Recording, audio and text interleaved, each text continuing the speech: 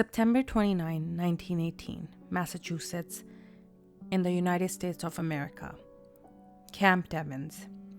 A young army doctor sits down at a small wooden desk inside a barrack that has been converted almost overnight into a hospital ward. His name is Roy. He picks up a pen to write to an old friend, a fellow physician, because he needs someone who will understand what he is about to describe. He tells his friend the men come to him looking like they have a normal flu. Within hours, their faces darken. First, their cheekbones, then spreading outward, until soldiers of every race look the same. All turn the same shade of blue and black from suffocation. It's like watching men drown while lying flat on dry land. By the time he finishes his letter, he will have watched roughly 100 men die that day, and the next day he will watch 100 more. Today we're going to walk through exactly how a virus nobody could see or understand brought the entire modern world to its knees. In just 15 months, from 1918 to 1920, the Spanish flu claimed more lives than the combined death toll of World War I and World War II.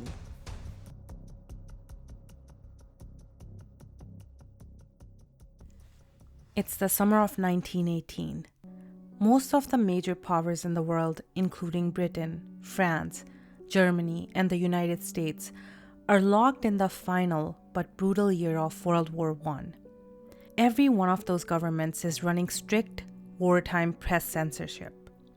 Reporting on a deadly illness tearing through your own troops was more than bad news. In the eyes of wartime censors, it was a weakness you could not afford to expose. Anything that could hurt morale or give the enemy an advantage had to be kept quiet. So newspapers in those countries simply didn't report it.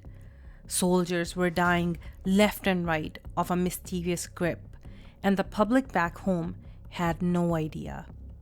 Spain, however, was neutral in the war. Its press was not censored, so when the virus tore through Madrid in the spring of 1918, infecting so many people that it even reached the Spanish king himself, Spanish newspapers reported it openly and honestly. And the rest of the world looked at the news and thought, the only place reporting this illness is Spain, so logically, that must be where it's coming from. It wasn't. Spain was not the source. Spain was just the only country not lying about it. To this day, historians still argue about where exactly the virus truly began. The leading theories point to a British military hospital and troop staging camp in northern France, or a rural farming region in China where humans lived in close contact with pigs and poultry, and the most well-documented candidate of all, a US Army base in Kansas, which brings us to where this story actually starts.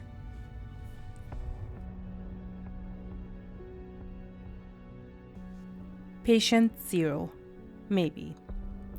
Camp Funston, Fort Riley, Kansas. It's March 11, 1918. An army cook named Albert Gitchell reports to the infirmary complaining of a fever, sore throat, and a headache. Nothing at the time that looked like anything more than a bad cold. By lunch the same day, over 100 soldiers were lined up with identical symptoms. Within a week, more than 500 men at that single camp were sick. Nobody panicked. Why would they? It looked like ordinary flu, and ordinary flu passes. Most of the men recovered within days. This first wave in the spring of 1918 was almost deceptively mild, a preview that gave the world a false sense of security about what was coming their way. Here's a part that made this virus so uniquely terrifying and so different from every flu before or since. Normal seasonal influenza is most dangerous to the very young and the very old because their immune systems are the weakest. This strain broke that rule violently. It killed healthy adults in their 20s and 30s. Some researchers believe the explanation lies in something called cytokine storm. In simple terms, a strong, healthy immune system doesn't just fight the virus, it can overreact so violently that the immune response itself starts destroying the lungs from the inside. In a bitter, terrible irony, having a powerful immune system may have made you more likely to die, not less. And then, the war did what wars do. It built the perfect delivery system for a catastrophe. Malnourished, exhausted young men packed shoulder to shoulder into filthy trenches, crowded barracks, and windowless troop ships, sailing constantly between continents. The military-industrial machine of the First World War didn't just fight a war that spring and summer. It was, without anyone realizing it, assembling the infrastructure for a pandemic. And in the fall of 1918, that pandemic would activate. The second wave, when the virus came back, changed. Late August 1918, troop ships pull out of the English port of Plymouth, packed with soldiers headed for the front. Some of those soldiers are carrying the flu, but not the mild spring version.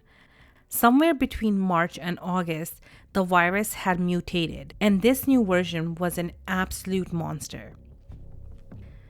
As those ships reached Brest, Boston, Freetown, and the pandemic's second wave erupted across multiple continents almost simultaneously, spreading along the very roots and machinery of world at war. This is where we return to Camp Devens and to Dr. Roy. Camp Devens was meant to hold about 36,000 troops. By early September 1918, more than 45,000 were crammed in. It was overcrowded and packed with soldiers, but on September 1st, only 84 patients were in the camp hospital. Nothing seemed out of the ordinary. By September 7th, a soldier was brought in, screaming when touched, initially misdiagnosed with meningitis. Within a day, a dozen more men from same company showed identical symptoms. The diagnosis changed to influenza. An army report from the period described what happened next in a single chilling phrase. The outbreak occurred as an explosion. At its absolute peak, over 1,500 soldiers reported ill in a single day. The hospital, completely overwhelmed, eventually stopped accepting new patients altogether, not because they didn't care, but because there was physically nowhere left to put them. Thousands more sick and dying men were left in the barracks with doctors and nurses falling ill themselves in staggering numbers. This is the world Dr. Roy was writing from. In his letter, he doesn't just describe the symptoms. He describes what it does to a person to watch it happen over and over again without being able to stop it.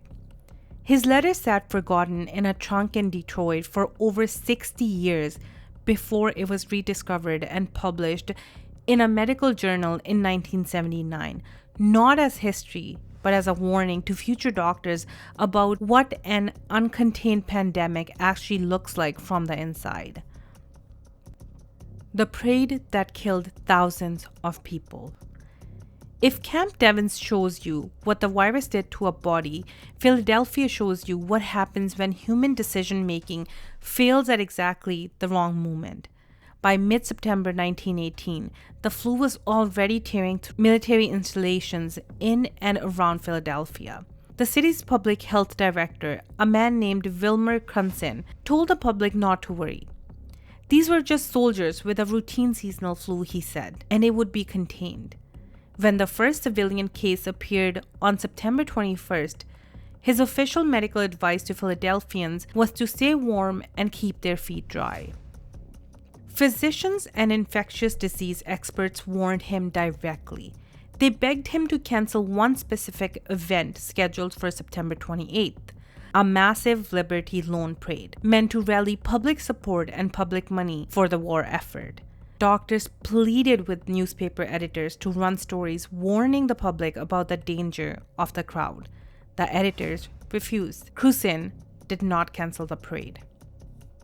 On September 28, 1918, a 2-mile-long parade of soldiers, Boy Scouts, and marching bands took place in downtown Philadelphia. An estimated 200,000 people packed the sidewalks, shoulder to shoulder, cheering, flags unaware they were standing inside what would later be called, without exaggeration, the deadliest parade in American history. Within 72 hours, every hospital bed in Philadelphia was full. By October 1st, 3 days later, the city recorded 635 new cases in a single day. Within 6 weeks, more than 12,000 Philadelphians were dead. By the 6-month mark, that number climbed past 16,000, with over 500,000 total cases recorded in a city of 1.7 million people. The city's death toll became so overwhelming that morgues ran out of space entirely. Bodies were stored in makeshift holding areas because burial crews simply could not keep pace. Steam shovels were eventually brought in to dig mass graves. To this day, there's no permanent memorial in Philadelphia for more than 17,000 residents that died during that pandemic. Roughly 900 miles west, another American city was watching the same crisis unfold and made a completely different choice. The city that said no. St. Louis, Missouri, Health Commissioner Dr. Max Starkloff didn't wait for the virus to arrive before acting. Even before St. Louis recorded a single confirmed civilian case, he was already writing public warnings in the St. Louis Post-Dispatch urging residents to avoid crowds. When flu broke out at a nearby military barrack and began creeping into the civilian population, Starkloff didn't hesitate the way Philadelphia had. He canceled the city's own Liberty Loan parade right away. He closed schools. He shut down theaters and pool halls and other gathering places. He restricted public assemblies, days ahead of when the political pressure to act would have made it an easy call. It was at the time a deeply unpopular decision. However, he did it anyways. The results speak for themselves. A landmark 2007 study in the Proceedings of the National Academy of Sciences compared the two cities directly. St. Louis' peak death rate during the pandemic was a fraction of Philadelphia's. Some analysis put St. Louis' excess mortality at roughly half of what Philadelphia experienced, simply because of how much earlier and more aggressively the city acted. This is, historians agree, one of the most important lessons buried inside the 1918 pandemic.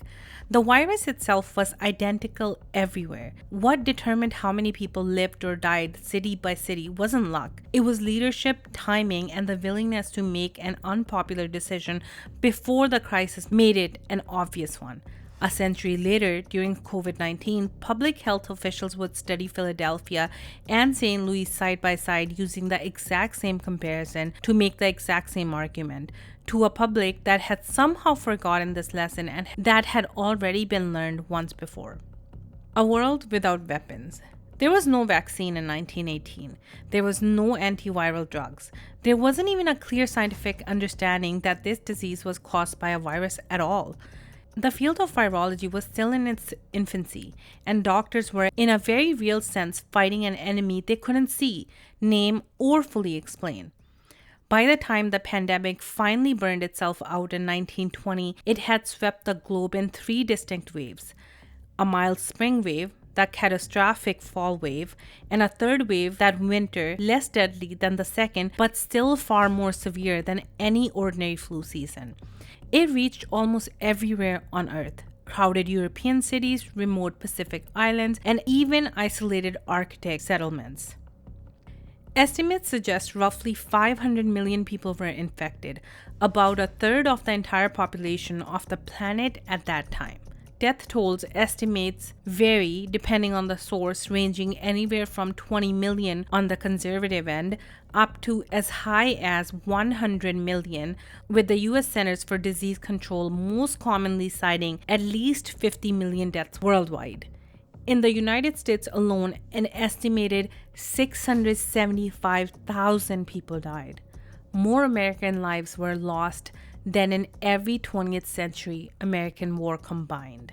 Entire households were sometimes wiped out within days of each other, leaving nobody well enough to nurse the sick or even bury the dead. Coffin makers couldn't produce caskets fast enough. In isolated communities with no hospital and no doctor for miles, families were left to face the disease with nothing but each other. Here is maybe the strangest part of the entire story. A disease that killed tens of millions of people more than the wars combined, essentially vanished from public memory within a generation. Part of it was the timing. The pandemic's worst wave hit right as World War I was ending, and a war-exhausted world desperately wanted to look forward, not backward, into more death and grief. Part of it was structural. Wars have enemies, battles, medals, victory parades, monuments. A pandemic doesn't offer any of that. There's no flag to point, no army to defeat, no obvious way to memorialize an invisible virus. For decades, historians simply called it a forgotten pandemic, an event that reshaped the entire 20th century and yet barely appeared in the school history books. The 1918 influenza pandemic remains, by most historical estimates, the deadliest pandemic of the modern era, deadlier than the war fought on either side of it. It exposed how wartime censorship can distort a public health crisis. It proved in city after city that early and decisive action saves lives, and that hesitation can cost millions of lives. And then, almost unbelievably, it was nearly erased from popular memory for 100 years. Dr. Roy's letter, 60 years lost in a trunk in Detroit, outlasted him. We don't even know his last name, but his words are some of the clearest window we have into what it actually felt like to stand inside the deadliest 15 months in modern history.